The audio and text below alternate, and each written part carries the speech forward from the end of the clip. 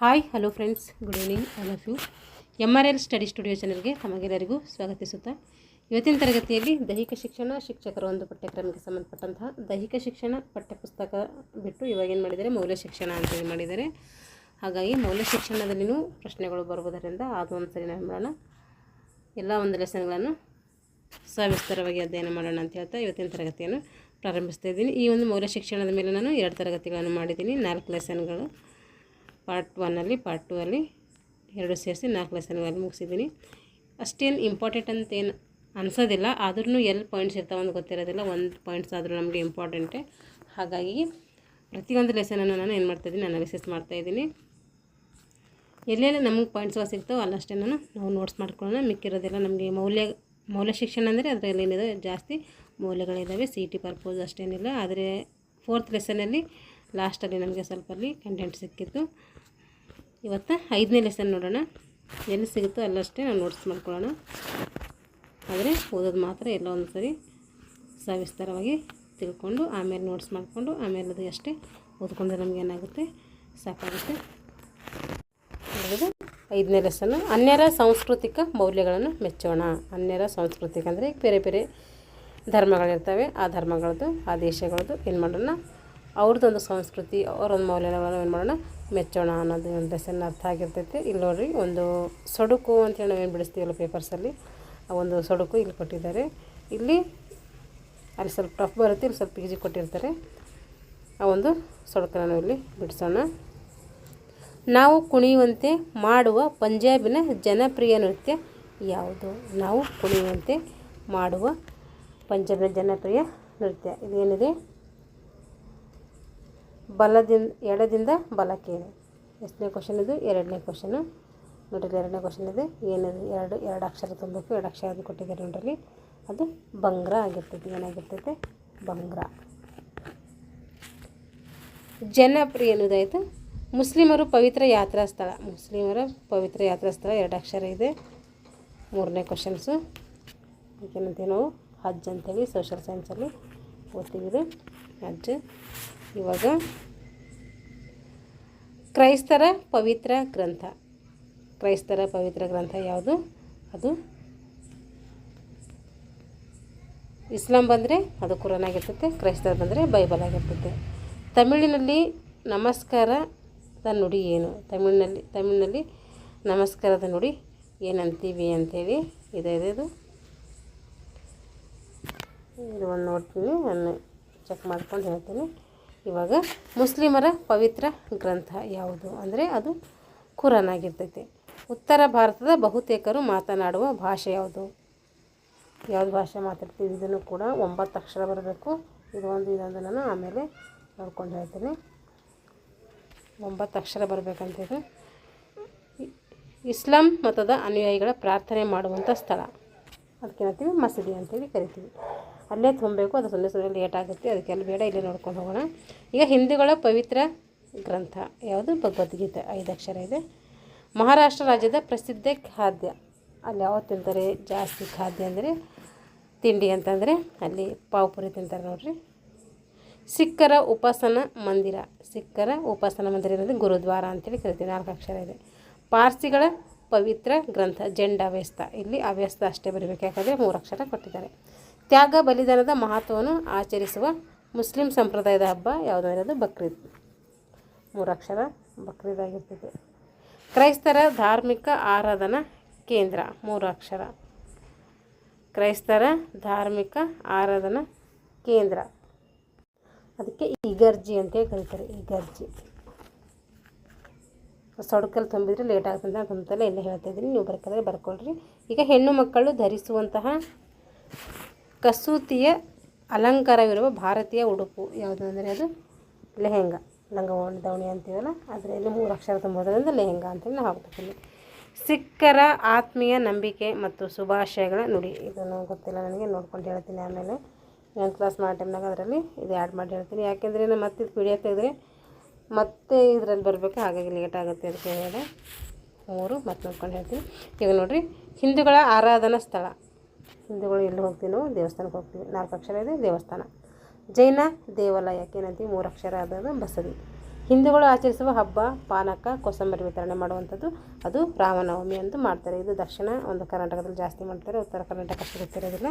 ಈ ಕಡೆ ರಾಮನವಮಿ ಅಂತೇಳಿ ಬೆಂಗಳೂರು ಸೈಡೆಲ್ಲ ಮಾಡ್ತಾರೆ. ವಿಶ್ವಪ್ರಸಿದ್ಧ ದಸರಾ ನಡೆಯುವ ಸ್ಥಳದ ಹೆಸರಿರುವಂಥ ಸಿಹಿ ಖಾದ್ಯ ಯಾವುದಾದ್ರೆ ಅದು ಮೈಸೂರು ಪಾಕ. 5 ಅಕ್ಷರ ಇದೆ ಮೈಸೂರು ಪಾಕ. ಪ್ರಾಚೀನ ಭಾರತದ ಮಹಾಕಾವ್ಯ ಇದು ಮಹಾಭಾರತ. 5 ಅಕ್ಷರ ಮಹಾಭಾರತ. ಹಿಂದಿಯಲ್ಲಿ ಸಹೋದರನನ್ನು ಗೌರವದಿಂದ ಹೀಗೆ ಕರಿತೀವಿ. ಏನಂತ ಕರಿತೀವಿ ಸಹೋದರನಿಗೆ ಅಂತಂದರೆ? ಇದೆಲ್ಲ ನಮ್ಮ ಕಡೆ ಭಯ್ಯಜ್ಜಿ ಅಂತೇಳಿ ಕರೀತಾರೆ. ಸಾಮಾನ್ಯವಾಗಿ ನಾವು ಇದು ಹಿಂದಿ ಏನು ಮಾಡ್ಬೋದು, ನಾವು ಪಕ್ಕದಲ್ಲೆಲ್ಲ ಜನ ಇರ್ತಾರಲ್ಲ ಮುಸ್ಲಿಮ್ಸ್ ಎಲ್ಲ, ಅಲ್ಲೆಲ್ಲ ನಾವು ಈ ಕರೆಯೋದನ್ನು ನಾವು ನೋಡ್ತೀವಿ.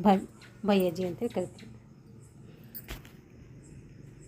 ಗೌರವದಿಂದ ಸುಮ್ಮನೆ ನಾರ್ಮಲ್ ಕರಿಬೇಕಾದ್ರೆ ಭಯ್ಯ ಅಂತೀವಿ. ಅವ್ರಿಗೆ ಏನಾದ್ರು ರೆಸ್ಪೆಕ್ಟ್ ಕರಿಬೇಕಾದ್ರೆ ಭಯ್ಯಜ್ಜಿ ಅಂದರೆ ಅಣ್ಣಜ್ಜಿ ಅಂತ ಅರ್ಥ. ಇವಾಗ ಕನ್ನಡದ ರೀತಿಯಲ್ಲಿ ಹೋಲುವ ಇನ್ನೊಂದು ಭಾಷೆ ಯಾವುದು? ಕನ್ನಡ ಥರನೇ ಅನ್ನಿಸ್ತದೆ. ಯಾವ ಭಾಷೆ ಅಂದರೆ ತೆಲುಗು ಭಾಷೆ. ಅದು ಕನ್ನಡ ಥರನೇ ಅಕ್ಷರಗಳು ಅನ್ನಿಸ್ತವೆ ನಮಗೆ. ಮದುವೆ ಸಂಭ್ರಮದಲ್ಲಿ ತಲೆಗೆ ತೊಡುವ ಬಣ್ಣದ ಪೇಟೆ ಅದಕ್ಕೇನಂತೀವಿ? ಅದಕ್ಕೆ ಪಗಡಿ ಅಂತಾರೆ. ಏನಂತಾರೆ? ಪಗಡಿ. ಒಂದು ಕಡೆ ರುಮಾಲು ಅಂತ ಕೂಡ ಕರೀತಾರೆ. ಯೇಸು ಕ್ರಿಸ್ತ ಹುಟ್ಟಿದ ಸಂಭ್ರಮದ ದಿನ ಏನಂತ ಆಚರಣೆ ಮಾಡ್ತೀವಿ? ಕ್ರಿಸ್ಮಸ್ ಮಾಡ್ತೀವಿ. ಕ್ರಿಸ್ಮಸ್ 4 ಅಕ್ಷರ. ಶುಭಾರಂಭದ ವೇಳೆ ಬಡಿಸುವ ಸಿಹಿ ಖಾದ್ಯವಿದು. ಅದು ಇಲ್ಲೇನು ಬಡಿಸ್ತೀವಿ? 3 ಅಕ್ಷರ ಬರಬೇಕು. ಪಾಯಸ ಬಡಿಸ್ತೀವಿ. ಭಾರತದ ರಾಷ್ಟ್ರೀಯ ಗೀತೆ ಈ ಭಾಷೆಯಲ್ಲಿದೆ, ಬಂಗಾಳಿ ಭಾಷೆಯಲ್ಲಿ ಇದೆ.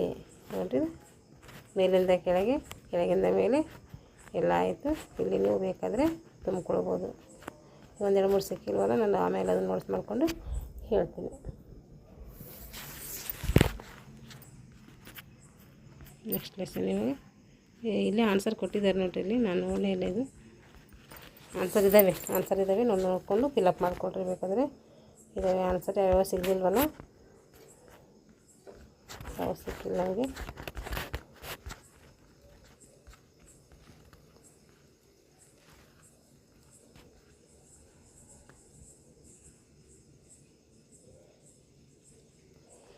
ಒಂಬತ್ತನೇದು ಉತ್ತರ ಭಾರತದ ಬಹುತೇಕರು ಮಾತನಾಡುವ ಭಾಷೆ. ಹಾಗೆ ತಮಿಳಿನಲ್ಲಿ ನಮಸ್ಕಾರದ ನುಡಿ. ಇದು 6ನೇದು ಮತ್ತು 9ನೇ ನೋಡಿರಿ. 6ನೇದು ಮತ್ತು 9ನೇದು.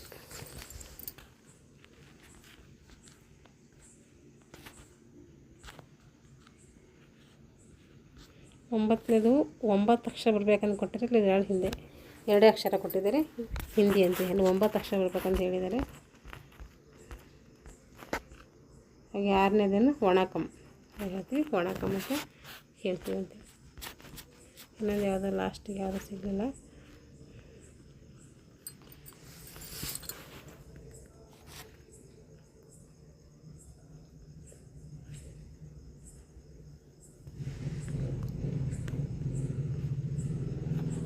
ಎಲ್ಲ ಆಯ್ತು ಅಂತ ಅನಿಸುತ್ತೆ ನೋಡಿರಿ. ಎಲ್ಲ ಹೇಳಿದ್ದೀನಿ. ನಿಮ್ಗೆ ಬೇಕಾದರೆ ನಾನು ಒಂದ್ಸರಿ ನೋಡ್ಕೊಳ್ರಿ, ಒಂದ್ಸರಿ ತೋರಿಸ್ತೀನಿ. ನನ್ನ ಹತ್ರನೂ ಬುಕ್ಸ್ ಇಲ್ಲ. ಇಲ್ಲೆಲ್ಲ ಗೂಗಲ್ದಾಗ ನೋಡಿ ಹೇಳಬೇಕು. ಗೂಗಲ್ದಾಗ ಸರ್ಚ್ ಮಾಡ್ಕೊಂಡು ನೋಡ್ಕೊಂಡು ಪಾಯಿಂಟ್ಸ್ ಮಾಡ್ಕೊಂಡು ಚಿಕ್ಕದಿದೆ ಕಾಣಿಸ್ತಾಯಿಲ್ಲ ಅಕ್ಷರಗಳು. ಇವಾಗ 6ನೇ ಲೆಸನ್ 5ನೇ ಲೆಸನ್ ಮುಗಿತ್ತು. ಈಗ 6ನೇ ಲೆಸನ್ ಏನಿದೆ ನೋಡಿರಿ. ಎಲ್ಲರೂ ಸಮಾನರು. ಏನದು ಪಾಠದ ಹೆಸರು? ಎಲ್ಲರೂ ಸಮಾನರು. ಸಾಮಾನ್ಯವಾಗಿ ನಮ್ಮ ಶಾಲೆಗಳಲ್ಲಿ ನಮ್ಮ ತರಗತಿಗಳಲ್ಲಿ ತಮ್ಮದೇ ಆದ ಸಾಮರ್ಥ್ಯ, ಕನಸು ಮತ್ತು ಕಥೆಗಳನ್ನು ಹೊಂದಿರುವಂತಹ ಹಲವಾರು ವಿದ್ಯಾರ್ಥಿಗಳನ್ನು ನಾವು ನೋಡ್ತಿರ್ತೀವಿ. ಆದರೆ ಎಲ್ಲ ವಿದ್ಯಾರ್ಥಿಗಳು ಈ ವ್ಯವಸ್ಥೆಯಲ್ಲಿ ಸುರಕ್ಷಿತರೆಂದು ಭಾವಿಸೋದಿಲ್ಲ. ಎಲ್ಲ ಒಂದು ವಿದ್ಯಾರ್ಥಿಗಳು ಈ ವ್ಯವಸ್ಥೆಯಲ್ಲಿ ತಮ್ಮನ್ನು ತಾವು ಸುರಕ್ಷರೆಂದು ಭಾವಿಸೋದಿಲ್ಲ. ಒಳಗೊಳ್ಳುವಿಕೆ ಮತ್ತು ತಾವು ಈ ವ್ಯವಸ್ಥೆಯ ಭಾಗವೆಂಬ ಸಾಮಾಜಿಕ ಒಪ್ಪಿಗೆಯು ಇಲ್ಲಿ ಅವರಿಗೆ ಸಿಕ್ಕಿದೆ ಅಂತ ಅನಿಸೋದಿಲ್ಲ ನಮಗೆ. ಗಂಡು ಮತ್ತು ಹೆಣ್ಣು ನಿರ್ದಿಷ್ಟವಾಗಿ ಹೀಗೆ ಇರಬೇಕು ಎಂಬ ಸಮಾಜದ ಲಿಂಗ ಸಂಬಂಧಿ ಸಾಂಪ್ರದಾಯಿಕ ವಿಚಾರಧಾರೆಗಳಿಗೆ ಈ ವಿದ್ಯಾರ್ಥಿಗಳು ಹೊಂದಿಕೊಳ್ಳದಿದ್ದಾಗ ತಮ್ಮ ಲಿಂಗತ್ವದ ಗುರುತಿನಿಂದಾಗಿಯೇ ತಮ್ಮ ಸಹಪಾಠಿಗಳಿಂದ ಬೆದರಿಕೆಗೊಳಗಾಗುವುದು ಮತ್ತು ಹಾಸ್ಯದ ವಸ್ತುವಾಗುವುದಲ್ಲದೆ ತಮ್ಮವರ ಬಳಗದಿಂದಲೇ ಏನಾಗ್ತಾರೆ? ದೂರ ತಳ್ಳಲ್ಪಡುತ್ತಾರೆ. ಅಂದರೆ ಎಲ್ಲರೂ ಸಮಾನವಾಗಿ ಇಲ್ಲಿ ಇರೋದಿಲ್ಲ ಅಂತ ಅರ್ಥ. ಇಲ್ಲಿ ಕಥಾ ಸಮಯ. ನಾನಾಗಿರುವುದಕ್ಕೆ ಶಿಕ್ಷೆ ಅನುಭವಿಸುವೆ. ಗ್ರೇಸ್ ಬಾನು ಅವರ ಶಾಲಾ ದಿನಗಳು. ಅವ್ರ ಶಾಲಾ ದಿನಗಳಲ್ಲಿ ಹೇಳ್ತಾರೆ. ಗ್ರೇಸ್ ಬಾನು ತಮಿಳುನಾಡಿನ ಒಂದು ಸಣ್ಣ ಪಟ್ಟಣದಲ್ಲಿ ಏನು ಮಾಡ್ತಾಳೆ? ಜನಿಸ್ತಾಳೆ. ಅವಳು ಜನನ ಪ್ರಮಾಣ ಪತ್ರದಲ್ಲಿ ಲಿಂಗವನ್ನು ಗಂಡು ಅಂತೇಳಿ ಬರೆಯಲಾಗಿತ್ತು. ಹುಡುಗಿ ಇದ್ಲು ಆದರೆ ಗಂಡು ಅಂತೇಳಿ ಬರೆದಿತ್ತು. ಆದರೆ ಚಿಕ್ಕ ವಯಸ್ಸಿನಿಂದಲೇ ಗ್ರೇಸ್ ವಿಭಿನ್ನವಾಗಿ ಭಾವಿಸ್ತಾ ಇದ್ದಳು. ಹುಡುಗರು ಆನಂದಿಸಬೇಕಾದ ವಿಷಯಗಳನ್ನು ಅವಳು ಆನಂದಿಸುತ್ತಿರಲಿಲ್ಲ. ಅವಳು ಹುಡುಗಿಯಂತೆ ಬಟ್ಟೆ ತೊಟ್ಟಾಗ, ಮಾತನಾಡುವಾಗ ಮತ್ತು ವರ್ತಿಸಿದಾಗ ಮಾತ್ರ ಅವಳು ಸಂತೋಷ ಪಡ್ತಾಯಿದ್ದಳು. ಅವಳು ಎಲ್ಲ ಶಾಲಾ ಸಹಪಾಠಿಗಳು ಅವಳನ್ನು ಕೆಣಕ್ತಾಯಿದ್ರು. ಅವಳ ಧ್ವನಿಯನ್ನು ಅನುಕರಿಸ್ತಾ ಇದ್ದರು ಮತ್ತು ಅವಳ ನಡಿಗೆಯನ್ನು ಅಣಕಿಸ್ತಾ ಇದ್ದರು. ಅವಳನ್ನು ಕೊಳಕು ಅಸಹಜ ಎಂದು ಟೀಕಿಸುತ್ತಿದ್ದರು ಮತ್ತು ಹುಡುಗಿಯಂತೆ ವರ್ತಿಸಿದ್ದಕ್ಕಾಗಿ ಶಿಕ್ಷೆಯನ್ನು ವಿಧಿಸ್ತಾ ಇದ್ದರು. ಒಂದು ದಿನ ಶಾಲೆಯ ನಾಟಕದ ಸಮಯದಲ್ಲಿ ಅವಳು ದುಪ್ಪಟ್ಟ ಧರಿಸಿದಾಗ ಒಬ್ಬ ಶಿಕ್ಷಕಿ ಅವಳನ್ನು ಗದರಿಸಿ, ನೀನು ನಿನ್ನ ಕುಟುಂಬವನ್ನು ಅವಮಾನಿಸಲು ಪ್ರಯತ್ನಿಸಿವೆ ಅಂಥೇಳಿ ಅವಳನ್ನು ಕೇಳ್ತಾಳೆ. ಗ್ರೇಸ್ ಒಬ್ಬ ಪ್ರತಿಭಾವಂತ ವಿದ್ಯಾರ್ಥಿನಿಯಾಗಿದ್ದು ಕಂಪ್ಯೂಟರ್ ಮತ್ತು ಓದಿನಲ್ಲಿ ಮುಂದಿದ್ದಳು ಅವಳು.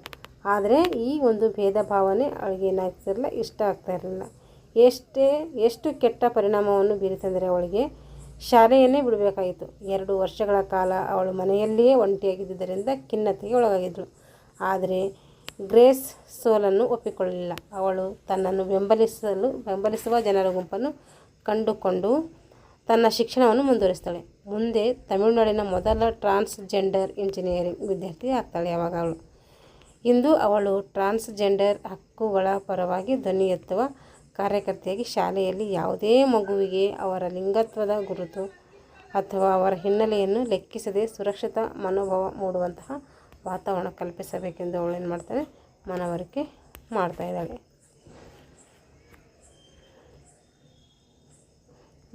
ಇಲ್ಲಿ ಇದು ಸೈಕಾಲಜಿಯಲ್ಲಿ ಬರ್ತೈತೆ ಲಿಂಗತ್ವದ ಬಗ್ಗೆ, ಹಾಗಾಗಿ ಎಲ್ಲ ನಮ್ಗೆ ಹೆಲ್ಪ್ ಆಗ್ಬೋದು. ಇಲ್ಲಿ ನೋಡ್ಕೊಳ್ರಿ.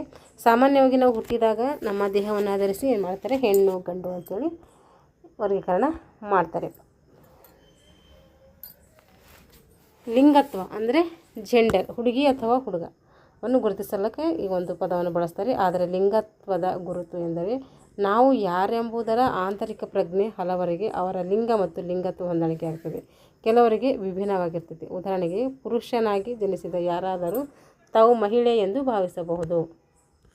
ಅಂತಹ ಜನರನ್ನು ಟ್ರಾನ್ಸ್ಜೆಂಡರ್ ವ್ಯಕ್ತಿಗಳು ಎಂದು ಕರಿತೀವಿ. ಪುರುಷರಿರ್ತಾರೆ, ನೋಡೋಕೆ ಪುರುಷರಿರ್ತಾರೆ, ಆದರೆ ಮಹಿಳೆ ಥರ ವರ್ತನೆ ಮಾಡ್ತಾರೆ ಅಂತ ಟ್ರಾನ್ಸ್ಜೆಂಡರ್. ಮಹಿಳೆಯರಿರ್ತಾರೆ, ಪುರುಷ ಥರ ವಿಭಿನ್ನವಾಗಿ ವರ್ತನೆ ಮಾಡ್ತಾರೆ. ಅವರಿಗೂ ಕೂಡ ಟ್ರಾನ್ಸ್ಜೆಂಡರ್ ಅಂತೇಳಿ ನಾವು ಕರಿತೀವಿ, ಅಂದರೆ ತೃತೀಯ ಲಿಂಗಿ ಅಂತೇಳಿ ಕರಿತೀವಿ.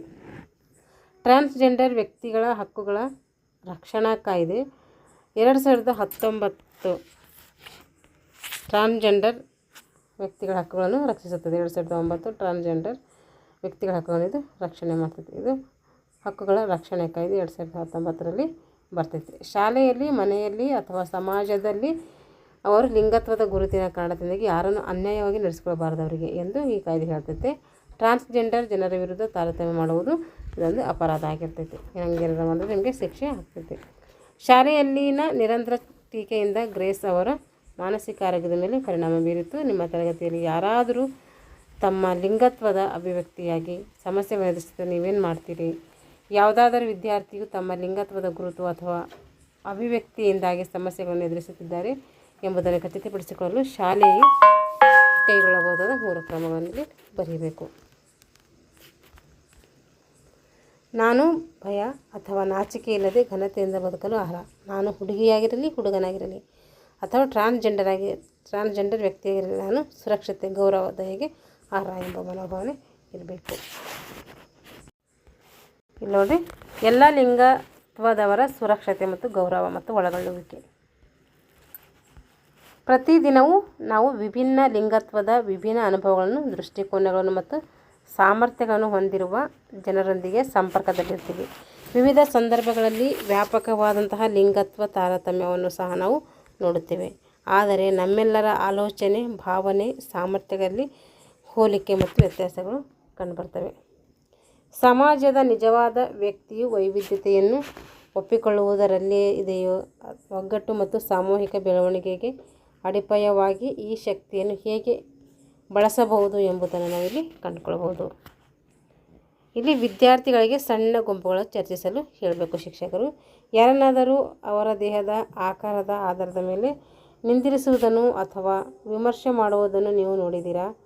ಅಥವಾ ಕೇಳಿದ್ದೀರಾ? ಇದಕ್ಕೆ ನಿಮ್ಮ ಪ್ರತಿಕ್ರಿಯೆ ಏನು ಅಂತೇಳಿ ಕೇಳಬೇಕು. ನೀವು ಎಂದಾದರೂ ಈ ರೀತಿ ಟೀಕೆಗೆ ಗುರಿಯಾಗಿದ್ದೀರಾ? ಗುಂಪುಗಳಲ್ಲಿ ಚರ್ಚಿಸಿ ಅಂತ ಹೇಳಿ ಈ ರೀತಿ ಪ್ರಶ್ನೆಗಳನ್ನು ಶಿಕ್ಷಕರು ಮಕ್ಕಳಿಗೆ ಕೇಳ್ತಾಯಿದ್ದಾರೆ.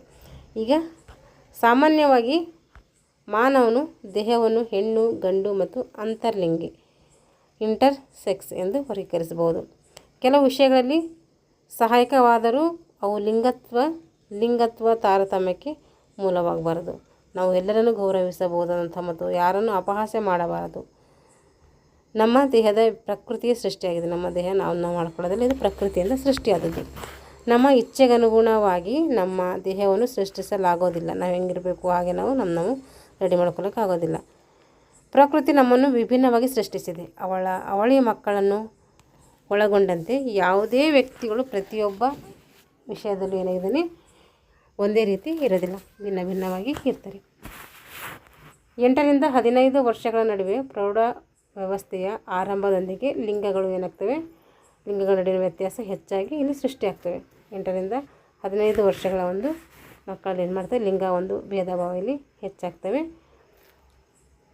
ಹೆಚ್ಚು ಸ್ಪಷ್ಟವಾಗ್ತದೆ ಇಲ್ಲಿ ಪೂರ್ಣಗೊಳ್ಳಲು. ಅಂದರೆ ನೋಡಿರಿ, ಲಿಂಗಗಳ ನಡುವಿನ ವ್ಯತ್ಯಾಸ ಸ್ಪಷ್ಟವಾಗಿ ಪೂರ್ಣಗೊಳ್ಳಬೇಕಾದರೆ 10 ರಿಂದ 12 ವರ್ಷಗಳ ಬೇಕಾಗ್ತವೆ.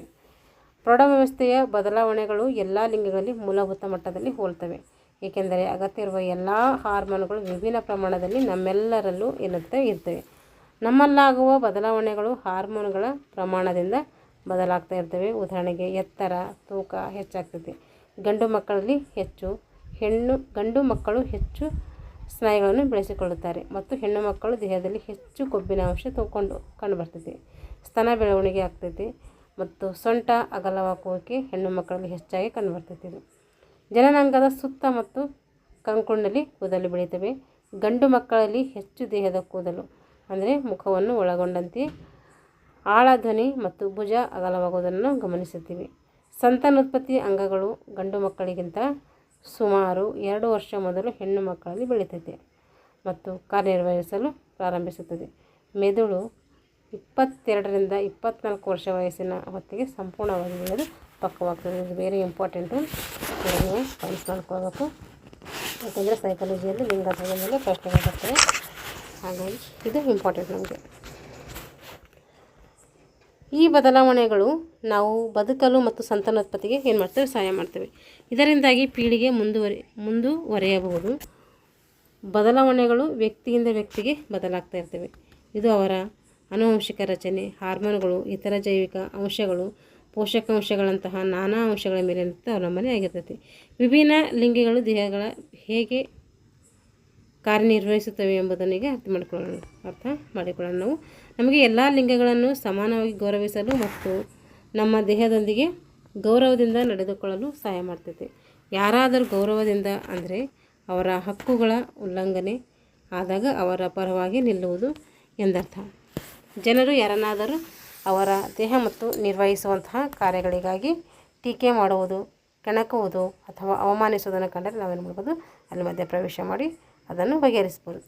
ನಾವು ಪ್ರೌಢ ವ್ಯವಸ್ಥೆಯತ್ತ ಸಾಗುತ್ತಿದ್ದೇವೆ. ನಮ್ಮ ಬಗ್ಗೆ ಇನ್ನೊಬ್ಬ ವ್ಯಕ್ತಿಯ ಕಡೆಗೆ ಯಾವುದೇ ಹೊಸ ಆಕರ್ಷಣೆಯ ಭಾವನೆ, ನಾವು ಮಾಡುವ ಆಯ್ಕೆಗಳು ಮತ್ತು ನಮ್ಮ ಕ್ರಿಯೆಗಳ ಪರಿಣಾಮಗಳ ಬಗ್ಗೆ ನಮಗೆ ಏನಿರಬೇಕು, ಅರಿವಿರಬೇಕು. ಈ ಪರಿಣಾಮಗಳು ದೈಹಿಕ, ಭಾವನಾತ್ಮಕ, ಮಾನಸಿಕ, ಸಾಮಾಜಿಕ ಮತ್ತು ಕೆಲವೊಮ್ಮೆ ಕಾನೂನಾತ್ಮಕವೂ ಆಗಿರ್ಬೋದು. ಇವೆಲ್ಲ 10ನೇ ತರಗತಿ ಮಕ್ಕಳ ಒಂದು ವಯಸ್ಸಿಗೆ ಅನುಗುಣವಾಗಿ ಅವರ ಮಟ್ಟಕ್ಕೆ ಏನು ಮಾಡಿದ್ದಾರೆ, ಪಠ್ಯಕ್ರಮ ರಚನೆ ಮಾಡಿದ್ದಾರೆ. ಇಲ್ಲಿ ನಮಗೆ ಏನು ಸಿಗ್ತದೋ ಅಷ್ಟೇ ನಾವು ಇಲ್ಲಿ ತೆಗೆದುಕೊಳ್ಬೇಕು. ಇಲ್ಲಿ ವ್ಯಕ್ತಿ ಅಧ್ಯಯನ, ಸೈಕಾಲಜಿಯಲ್ಲಿ ವ್ಯಕ್ತಿ ಅಧ್ಯಯನ ಅಂತೇಳಿ ನೋಡ್ತೀವಿ.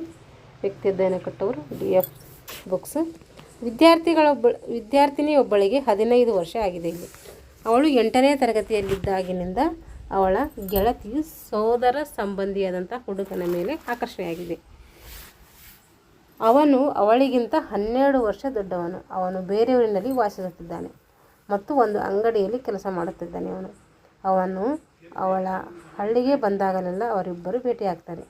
ಈಗ ಆ ಹುಡುಗನು ಹುಡುಗಿಯನ್ನು ಮದುವೆಯಾಗುವುದಾಗಿ ಹಲವಾರು ಭರವಸೆಗಳನ್ನು ನೀಡಿ ಮನೆ ಬಿಟ್ಟು ತನ್ನ ಪಟ್ಟಣಕ್ಕೆ ಬರಲು ಅವಳನ್ನು ಒತ್ತಾಯಿಸುತ್ತಾನೆ. ನೋಡಿರಿ, ಆ ಹುಡುಗನು ಹುಡುಗಿಯನ್ನು ಮದುವೆಯಾಗುವುದಾಗಿ ಏನು ಮಾಡ್ತಾನೆ, ಹಲವಾರು ಬಾರಿ ಭರವಸೆ ನೀಡ್ತಾನೆ. ಮನೆ ಬಿಟ್ಟು ಕೂಡ ಬರ್ಲಾಕ ಅವಳಿಗೆ ಹೇಳ್ತಾನೆ. ತನ್ನ ಪಟ್ಟಣಕ್ಕೆ ಬರಲು ಅವಳನ್ನು ಒತ್ತಾಯಿಸ್ತಾನೆ. ಹುಡುಗಿಯ ಪೋಷಕರು ಅವಳ 10ನೇ ತರಗತಿಯ ಪರೀಕ್ಷೆಯ ನಂತರ ಅವಳಿಗೆ ಮದುವೆ ಮಾಡಿಸಲು ಸೂಕ್ತ ವ್ಯಕ್ತಿಯನ್ನು ಹುಡುಕಿ ಮದುವೆ ದಿನಾಂಕವನ್ನು ಸಹ ನಿಗದಿಪಡಿಸಿದ್ದಾರೆ. ಇವರಿಬ್ಬರ ಸಂಬಂಧದ ಬಗ್ಗೆ ತಿಳಿದಿಲ್ಲ. ಅವರ ಮನೆಗೆ ಯಾವುದೇ ರೀತಿ ಟಾಪಿಕ್ ಅವರಿಗೆ ಗೊತ್ತಿರೋದಿಲ್ಲ ಮತ್ತು ಮದುವೆಗೆ ಮೊದಲು ಪ್ರಣಯ ಆಕರ್ಷಣೆಗಳನ್ನು ಒಪ್ಪುವುದಿಲ್ಲ. ಹುಡುಗಿಯು ಓಡಿ ಹೋಗುವ ಆಲೋಚನೆಯಲ್ಲಿದ್ದಾಳೆ, ಏಕೆಂದರೆ ಇಂತಹ ಜೋಡಿಗಳು ಓಡಿ ಹೋಗಿ ಮದುವೆಯಾಗಿ ಸಂತೋಷದಿಂದ ಬದುಕುವುದು ಅನೇಕ ಚಲನಚಿತ್ರಗಳನ್ನು ನೋಡಿದ್ದೀವಿ. ನಾವು ದೊಡ್ಡವರಾದಂತೆ ನಮ್ಮ ನಡವಳಿಕೆಯ ಪರಿಣಾಮಗಳು ನಮ್ಮ ಹಕ್ಕುಗಳು ಹಾಗೂ ಇತರರ ಹಕ್ಕುಗಳು, ಇತರರ ಸುರಕ್ಷತೆ, ಘನತೆಯ ಬಗ್ಗೆ ಹೆಚ್ಚು ಯೋಚಿಸಬಹುದು. ಅವರನ್ನು ಜವಾಬ್ದಾರಿಯಾಗಿರುವುದು ಅಂತೇಳಿ ಕರಿತೀವಿ. ನಮ್ಮ ಬಗ್ಗೆ ನಾವೇನಿರಬೇಕು, ಅವಾಗ ನಮ್ಮ ಬಗ್ಗೆ ನಮಗೆ ಯೋಚನೆ ಮಾಡುವಂಥ ಸಾಮರ್ಥ್ಯ, ಶಕ್ತಿ ಬಂದಿರ್ತೈತೆ, ಮಾಡಬೇಕು. ನಾವು ನಮ್ಮ ಕುಟುಂಬದಿಂದ ಪ್ರತ್ಯೇಕವಾಗಿ ಬೆಳೆದು ನಮ್ಮದೇ ಆದ ಗುರುತ್ವ ಅಂದರೆ ಅಸ್ಮಿತೆ ರೂಪಿಸಿಕೊಂಡಾಗ ನಾವು ಪರಸ್ಪರ ಅವಲಂಬಿತರಾಗಿರ್ತೇವೆ. ಕುಟುಂಬದ ಮೇಲೆ ಎಲ್ಲ ಲಿಂಗತ್ವಗಳ ಜನರೊಂದಿಗೆ ಸಂಪರ್ಕ ಹೊಂದಿದ್ದೇವೆ. ಇದರಿಂದ ಮಾನವರು ಬದುಕುಳಿಯುತ್ತಾರೆ ಮತ್ತು ಅಭಿವೃದ್ಧಿ ಹೊಂದುತ್ತಾರೆ, ಪರಸ್ಪರ ಬೆಂಬಲ ಪಡೆಯುತ್ತಾ ಸವಾಲುಗಳನ್ನು ಎದುರಿಸುತ್ತಾರೆ.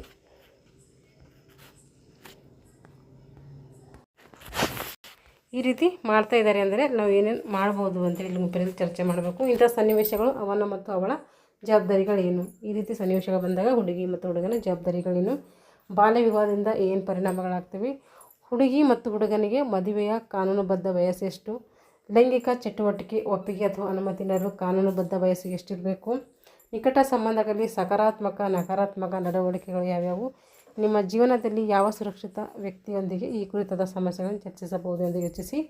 ಈ ರೀತಿ ಸನ್ನಿವೇಶಕ್ಕೊಳಗಾದಂಥ ಹುಡುಗ ಮತ್ತು ಹುಡುಗಿಯ ನಂತರದ ಜೀವನದ ಬಗ್ಗೆ ನಿಮ್ಮ ಅಭಿಪ್ರಾಯ ಏನು? ಚಲನಚಿತ್ರಗಳು, ಮಾಧ್ಯಮಗಳು, ಸಾಮಾಜಿಕ ಜಾಲತಾಣಗಳಲ್ಲಿ ಬರುವ ಈ ರೀತಿಯ ಸನ್ನಿವೇಶಗಳು ನಿಮ್ಮ ಮೇಲೆ ಯಾವ ರೀತಿ ಪ್ರಭಾವ ಬೀರುತ್ತದೆ ಎಂದು ಯೋಚಿಸಿ. ಈ ಎಲ್ಲ ಪ್ರಭಾವಗಳಿಂದ ನಮ್ಮ ಮೇಲೆ ಏನು ಪರಿಣಾಮಗಳಾಗ್ತೀವ ಅಂಥೇಳಿ ಇದ್ರ ಮೇಲೆ ಏನು ಮಾಡಬೇಕು, ಚರ್ಚೆಯನ್ನು ಮಾಡಬೇಕು ಅಂಥೇಳಿ ಇದು 10ನೇ ತರಗತಿ ಮಕ್ಕಳಿಗೆ ಅವ್ರ ಮಟ್ಟಕ್ಕೆ ಅನುಗುಣವಾಗಿ ಕೊಟ್ಟಿದ್ದಾರೆ. ಇಲ್ಲಿ ಚಟುವಟಿಕೆ ಇದು ಅವರಿಗಿರ್ತೈತೆ. ಇವಾಗ ನೋಡಿ, ಗುಂಪಿನಲ್ಲಿ ಚರ್ಚಿಸಿ. ಲೈಂಗಿಕ ಅಪರಾಧಗಳು, ಬಾಲ್ಯ ವಿವಾಹ, ಮಕ್ಕಳ ಸಾಗಾಣಿಕೆ ಕುರಿತು ಕಾನೂನುಗಳು ಯಾವ್ಯಾವಿದ್ದಾವೆ ಅಂತ ತಿಳ್ಕೋಬೇಕು. ಈ ಕಾನೂನಿನ ಉಲ್ಲಂಘನೆಯಾದಲ್ಲಿ ನಾವು ಪೊಲೀಸರಿಗೆ ಹೇಗೆ ದೂರನ್ನು ಕೊಡಬೇಕು. 18 ವರ್ಷಕ್ಕಿಂತ ಕಡಿಮೆ ವಯಸ್ಸಿನವರನ್ನು ಈ ಕಾನೂನುಗಳ ಅಡಿಯಲ್ಲಿ ತಪ್ಪಿತಸ್ಥರೆಂದು ಪರಿಗಣಿಸಬಹುದೇ? ಎಲ್ಲದರ ಬಗ್ಗೆ ಕೂಡ ನೋಡಬೇಕು, ಸಂಕ್ಷಿಪ್ತವಾಗಿ ತಿಳ್ಕೋಬೇಕು. ಈಗ ನಾನು ನನ್ನ ದೇಹವನ್ನು ಮತ್ತು ಇತರರ ದೇಹಗಳನ್ನು ಗೌರವಿಸಬಹುದು ಹಾಗೂ ವೈಯಕ್ತಿಕ ಗಡಿಗಳನ್ನು ಗೌರವಿಸಬಹುದು. ಅದನ್ನು ಉಲ್ಲಂಘಿಸಿದವರ ವಿರುದ್ಧ ದೂರು ನೀಡಿ ಕಾನೂನಾತ್ಮಕ ರಕ್ಷಣೆ ಕೂಡ ನಾವು ಪಡಿಬಹುದು ಅನ್ನುವಂಥ ಅರಿವು ನಮಗೆ ಬರಬೇಕು. ಇಲ್ಲಿ ಆಲೋಚನೆ ಮಾಡಿರಿ. ಬಾಲ್ಯ ವಿವಾಹ, ಬಾಲ ನ್ಯಾಯ ಕಾಯ್ದೆ, ಮಕ್ಕಳ ಸಾಗಾಣಿಕೆ, ಇವುಗಳ ಬಗ್ಗೆ ವಿಷಯ ತಜ್ಞರ ಬಗ್ಗೆ ಚರ್ಚೆ ಮಾಡಬೇಕು. ಪೋಕ್ಸೋ, ಮಕ್ಕಳ ಒಂದು ಸುರಕ್ಷತೆಗಾಗಿರುವಂತಹ ಪೋಕ್ಸೋ ಕಾಯ್ದೆ ಬಗ್ಗೆ ತಿಳ್ಕೊಬೇಕು. ಇದೆಲ್ಲ ಯಾರು ತಿಳ್ಕೊಬೇಕಂದ್ರೆ 6ನೇ ತರಗತಿ, ಇದು 10ನೇ ತರಗತಿಯ ಮಕ್ಕಳು ತಿಳ್ಕೊಬೇಕು. ಇಲ್ಲಿ ನಮಗೆ ಏನು ಕಂಟೆಂಟ್ ಸಿಗ್ತದೆ ಅಂತ ಅಷ್ಟೇ ನಾವು ಇಲ್ಲಿ ನೋಡ್ಕೋಬೇಕು. ಅವರಿಗೆಲ್ಲ ಇವೆಲ್ಲ ತಿಳ್ಕೊಂಬೋದ್ರ ಬಗ್ಗೆ ಕೊಟ್ಟಿದ್ದಾರೆ. ಮುಂದಿನ ಒಂದು ತರಗತಿಯಲ್ಲಿ 7ನೇ ಮತ್ತು 8ನೇ ತರಗತಿಯನ್ನು 8ನೇ ಲೆಸನ್, 7ನೇ ಮತ್ತು 8ನೇ ಲೆಸನನ್ನು ತಿಳ್ಕೊಳ್ಳೋಣ. ಇವಾಗ 5 ಮತ್ತು 6ನೇ ಲೆಸನ್ಗಳನ್ನು ತಿಳ್ಕೊಂಡಿದ್ದೀವಿ. ಸ್ವಲ್ಪ ವಿಡಿಯೋ ಲೆಂತಿ ಆಯಿತು, ಸ್ವಲ್ಪ ಸ್ಪೀಡಾಗಿಯೂ ಹೇಳ್ತಾ ಇದ್ದೀನಿ ನಾನು. ಇದರಲ್ಲಿ ನಮ್ಗೆ ಏನು ಸಿಗ್ತದೆ ಅಷ್ಟೇ ನಾನು ಮಾಹಿತಿ ಕೊಡ್ತಾಯಿದ್ದೀನಿ. ಇದು ಬಿಡಿಸಿ ವಿವರಣಾತ್ಮಕವಾಗಿ ಹೇಳಿ ತಿಳಿಸ್ಬೇಕನ್ನೋಂಥ ಉದ್ದೇಶ ನನಗಿರಲಿಲ್ಲ. ಏನು ಸಿಗ್ತಾಯಿತ್ತು ಅಲ್ಲಿ ನಮಗೆ CET ಪರ್ಪಸ್ ಅಂತೇಳಿ ನಾನು ಹುಡುಕ್ತಾ ಇದ್ದೀನಿ ಅಷ್ಟೇ. ಹಾಗಾಗಿ ನಾನು ಸಿಕ್ಕಿದಾಗೆ ಏನು ಮಾಡ್ತೀನಿ, ಇದು ನಮಗೆ CETಗೆ ಯೂಸ್ ಆಗುತ್ತೆ ಅಂತ ಹೇಳ್ತೀನಿ. ಆವಾಗ ನೀವೇನು ಮಾಡಿ ಅಲ್ಲಿ ನೋಟ್ಸನ್ನು ಮಾಡ್ಕೊಳ್ಳಿ. ಈಗ ಮುಂದಿನ ತರಗತಿಯಲ್ಲಿ ಮುಂದಿನ ಲೆಸನ್ನೊಂದಿಗೆ ಮತ್ತೆ ಭೇಟಿಯಾಗೋಣ ಅಂತ ಹೇಳ್ತಾ ಇಲ್ಲಿಗೆ ತರಗತಿಯನ್ನು ಮುಗಿಸ್ತಾ ಇದ್ದೀನಿ. ಎಲ್ಲರಿಗೂ ಧನ್ಯವಾದಗಳು.